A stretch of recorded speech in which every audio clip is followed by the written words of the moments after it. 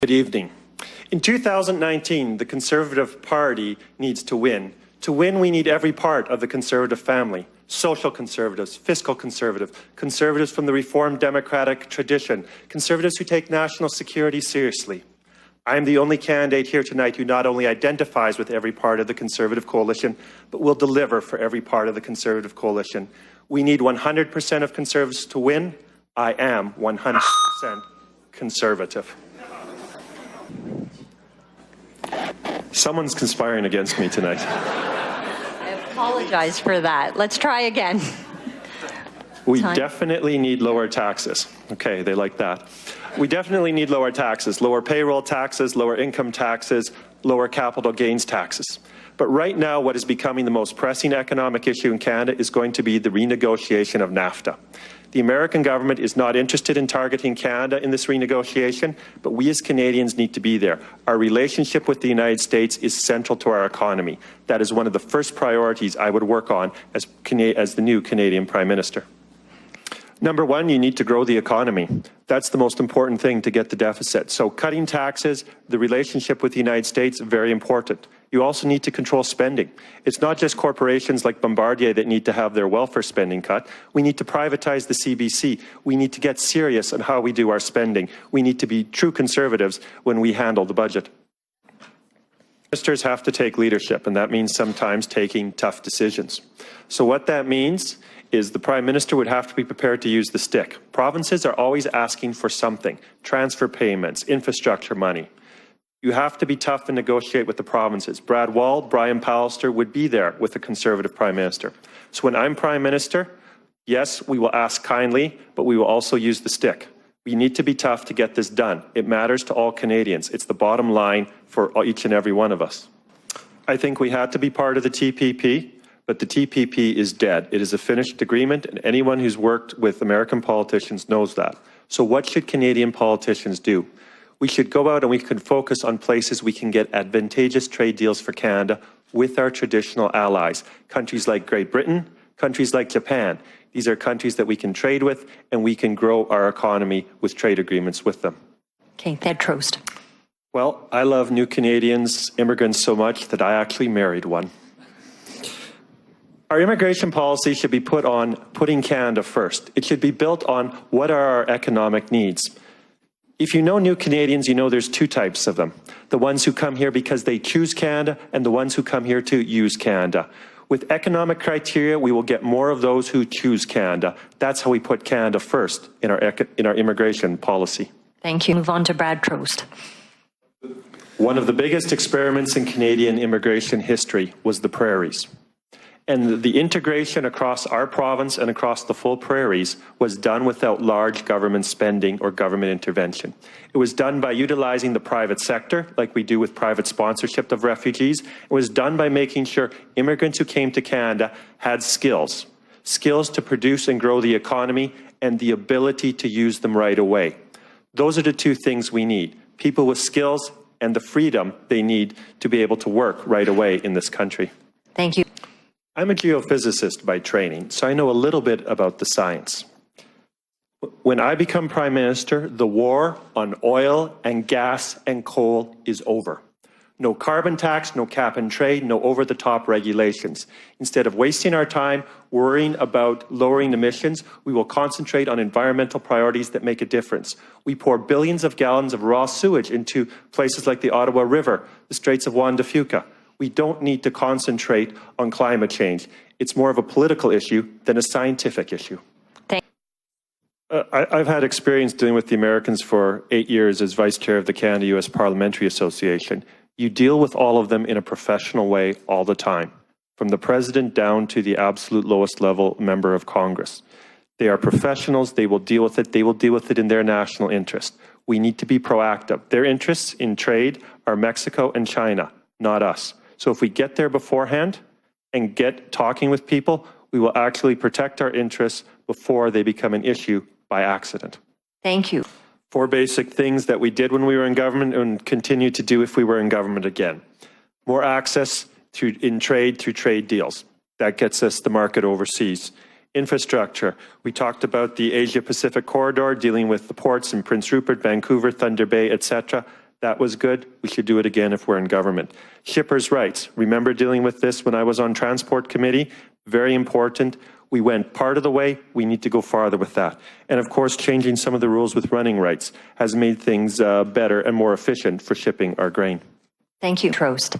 Most voters are not totally conservative, but they are conservative in some way, shape, or form. So we need to have all types of conservatives as part of our conservative family. That means social conservatives, particularly new Canadians, fiscal conservatives, small business people. We need people who are cultural conservatives, people who emphasize national security. Most people are not all of these. I am. As a conservative leader, I can reach out to each and every one of these conservative elements in our family. We need to do that. That's how we won in 2006, 8, and 11. That's how we will win in the future. Thank you. My style is that of a delegator. I am not someone who obsesses about details. I think we need a team. I think the Prime Minister should be the first among equals. My experiences, my policy strengths, Canada-US critic, Vice Chair of the Canada-US Association, a geophysicist who worked on energy policy and mining policy in our party for 6-7 years. Trade Committee, dealing with the Columbia-Canada Trade Committee. So I have economic experience, I have scientific experience, and I have political experience dealing with the United States. Thank you.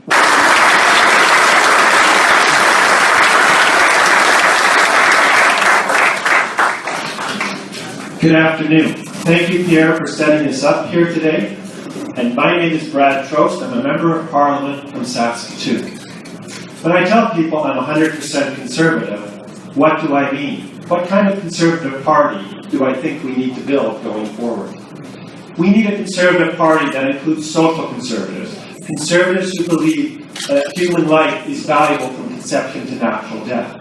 We need a conservative party that includes cultural conservatives, conservatives who believe Canada's history and culture matters and we should not abandon it.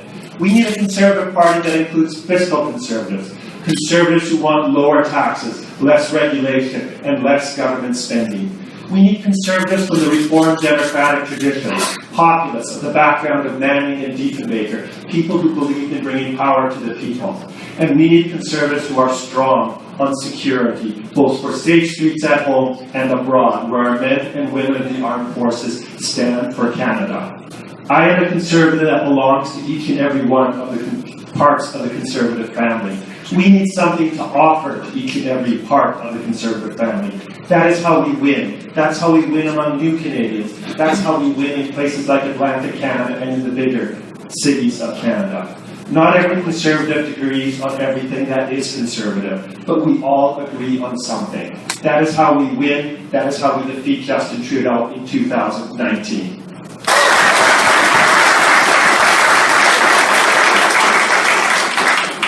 For the record, I own a 270 Savage and a 12-gauge Remington, and I know how to use them. When it comes to the firearms issue, we need to have legislation that makes it harder for the bureaucrats to usurp the power of elected politicians and actually do a power grab and make arms like the Swiss arms issue, make those guns illegal retroactively. As far as criminal justice, one thing we could do, more prison cells. One, it actually, with less overcrowding, there's less pressure for people to join gangs in prison, so it helps in rehabilitation, it also helps on the justice side. Thank you.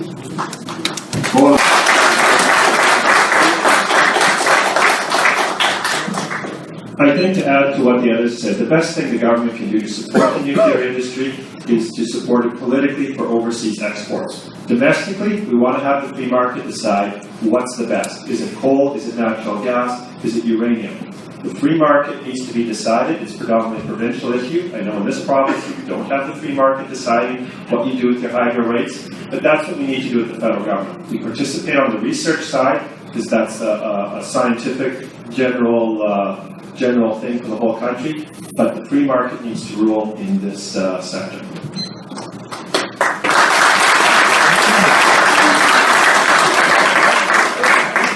I think, in my experience as a member of Parliament, the most important thing when we communicate is to be authentic and tell them exactly what we believe. Don't beat around the bush. Don't hide your viewpoints. Talk to everyone you possibly can, even people who totally disagree with you, ultimately come to respect you if you're honest and if you're clear and if you're direct with them. That's how we should handle our communications, both with the media and with our constituents face to face.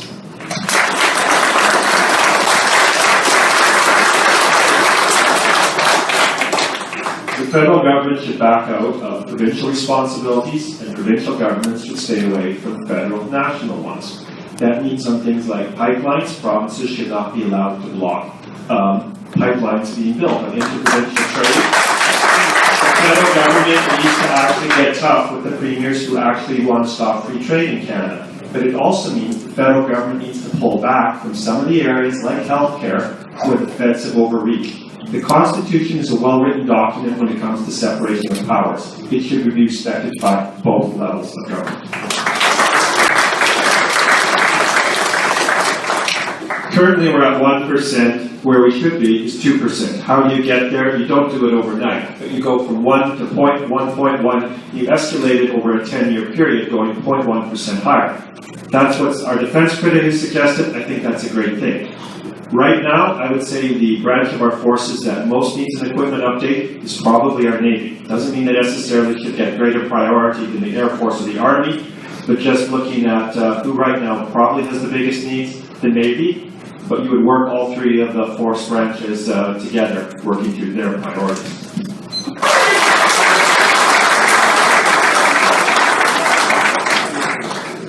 I don't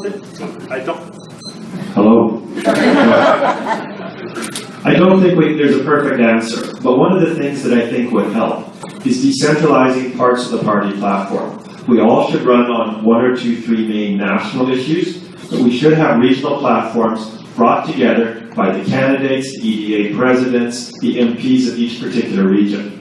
That way, every part of the country would have a stake in the election, not just on national issues, but local issues. Because often in these areas, it'll be the local issues that start to get new people involved who weren't necessarily brought in. So I think that's one possible thing to help with this problem.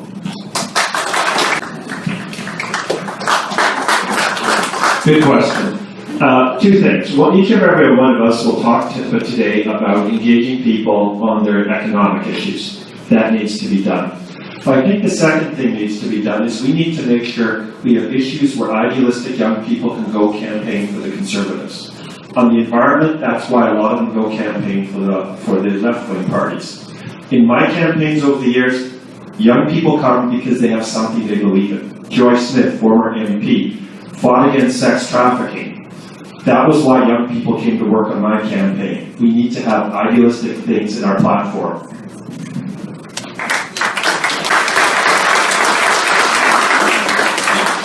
Let me add to some of my colleagues' good suggestions here. One of the things we need to do is put into legislation that parental rights matter.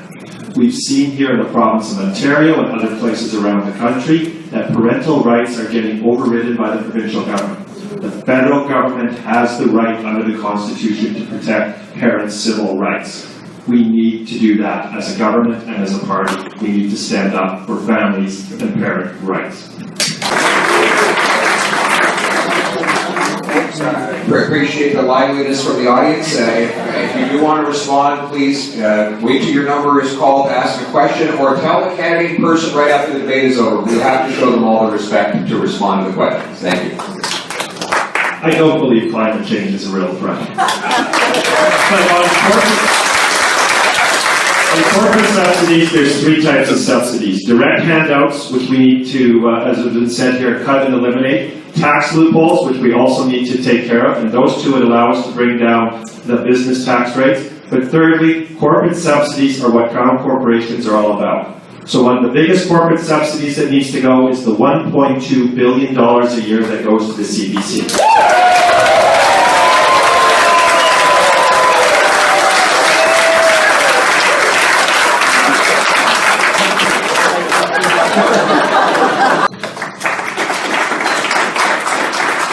This is the right thing to do, and every candidate on this stage agrees with it. But whoever becomes the next Prime Minister is going to have to take some political hits on this one, because some of the premiers are going to fight it tooth and nail. That means the next Conservative Prime Minister has to be prepared to use both the carrot and the stick. If that means negotiating with transfer payments, infrastructure, Brad Wall would support that Prime Minister, Brian Palliser would, but a lot of the other Prime Ministers would fight it. So you put out positives, like it's been said, incentives to bring people on side, but you also have to be prepared to spend political capital taking a hit on this one.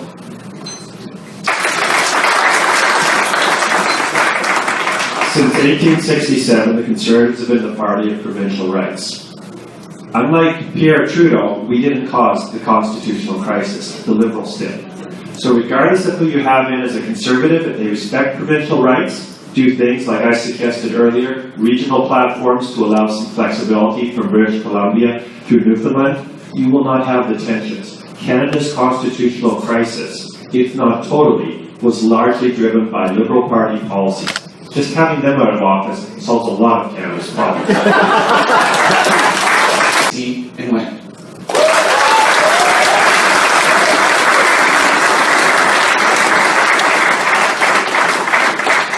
In my opening remarks today, I said the Conservative Party is a coalition of social conservatives, cultural conservatives, fiscal conservatives, conservatives from the Reformed Democratic tradition, conservatives who take security of Canadians at home and abroad seriously.